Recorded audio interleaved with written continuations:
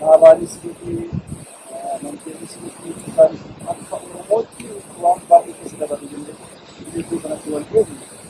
Amma kanaaf waan gara fuulduraatti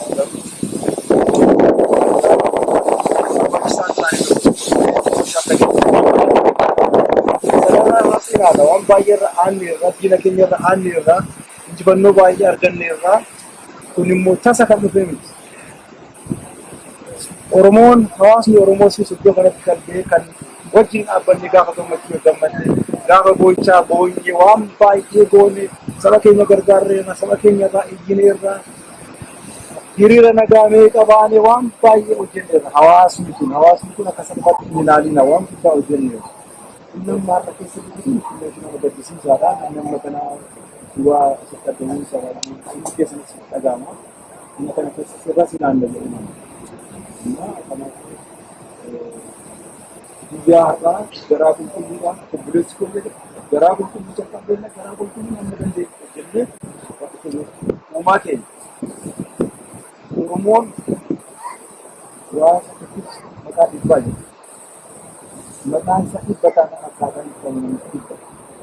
Amantee kan faanayyuu faallaa kan deemu qabu. Amantee kan faanayyuu waan ta'uu qabu. Kan hunda keenyaaf aadaa jiru. Kanaafuu amantee keessatti qabaatan keessatti dubbachuudhaaf waan ta'u amantee keessa faana waliin qabu. Amantee faana waliin argu aadaa.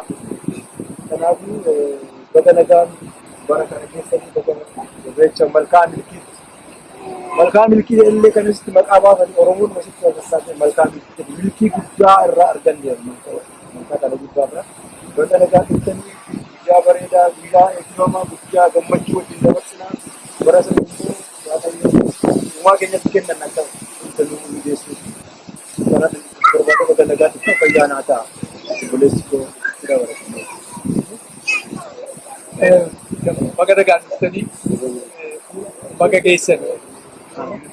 Wanna obbo Gammachuun jedhan irratti waan hin dabalus hin qabu dhugaa dubbachuu fi waggaa waggaadhaan asitti wal geenyaa innaa wal geenyu kan ammoo wanni jennu tokkittiidha.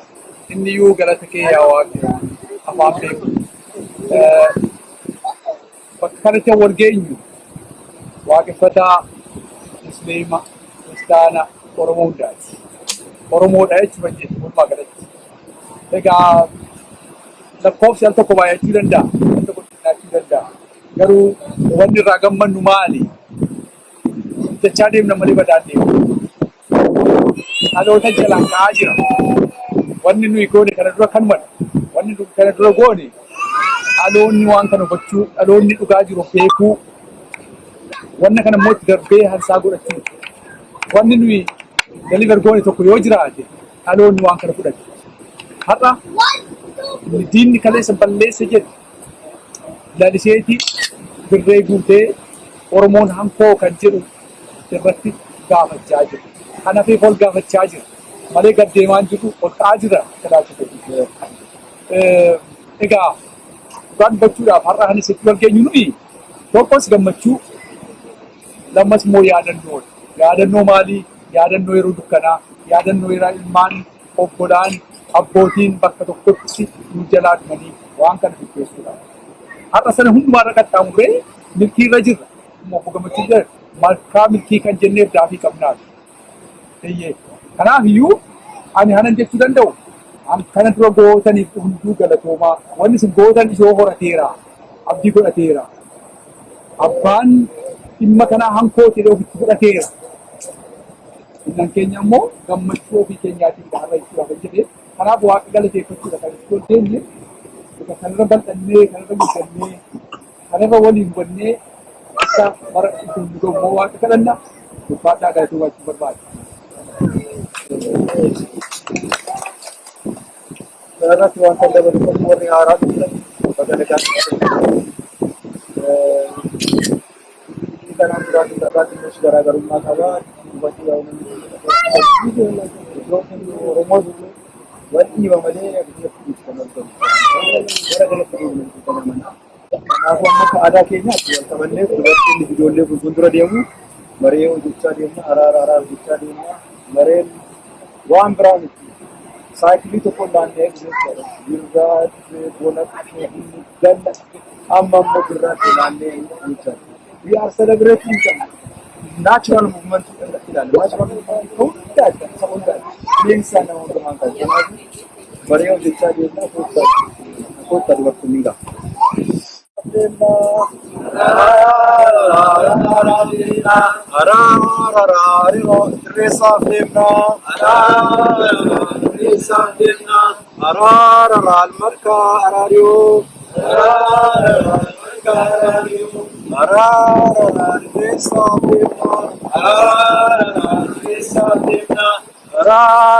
Naga kadana naga kadana markada na mareo